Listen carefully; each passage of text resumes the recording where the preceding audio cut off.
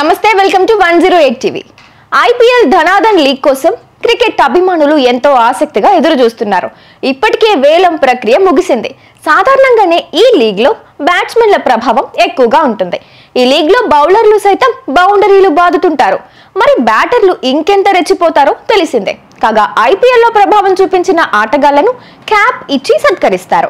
ఒక సీజన్ లో అత్యధిక పరుగులు చేసిన బ్యాట్స్మెన్ కు ఆరెంజ్ క్యాప్ ఇస్తారు. అత్యధిక వికెట్లు తీసిన బౌలర్లకు పర్పుల్ క్యాప్ లభిస్తుంది.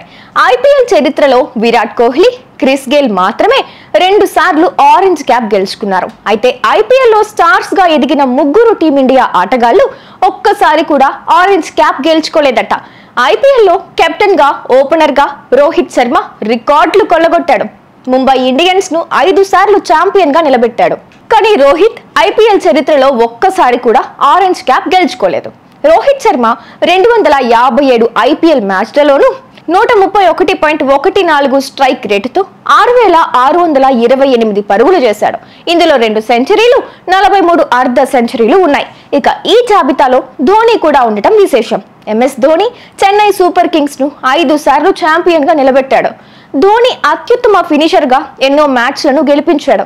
కానీ ధోని ఒక్కసారైనా ఆరెంజ్ క్యాప్ గెలుచుకోలేదు. మిస్టర్ ఐపీఎల్ సురేష్ రైనా చాలా కాలం పాటు చెన్నై సూపర్ కింగ్స్ కు ప్రాతినిధ్యం వహించాడు. విరాట్ కోహ్లీ కన్నా ముందు ఐపీఎల్ లో అత్యధిక పరుగులు చేసిన ఆటగాడిగా రికార్డులు సృష్టించాడు.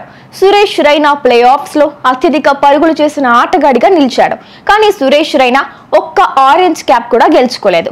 రైనా 205 ఐపీఎల్ మ్యాచ్లలో 5528 పరుగులు చేశాడు. ఇందులో 1 సెంచరీ, 39 హాఫ్ సెంచరీలు ఉన్నాయి.